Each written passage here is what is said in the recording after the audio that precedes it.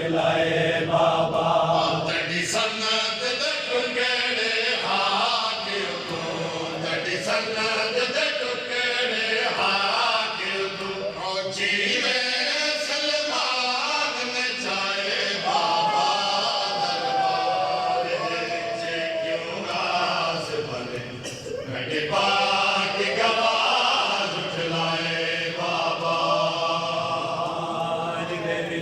क्यों वास बने पाक गवाह जुटलाए बाबा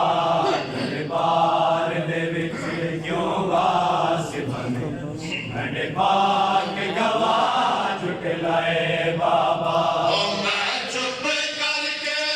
खड़ी रही ओ जेड़े का मैं कूड़े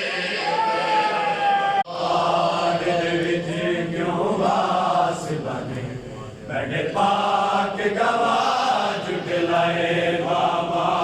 दरबार दे विच क्यों वास बने बड़े पाक गवाह जुटलाए बाबा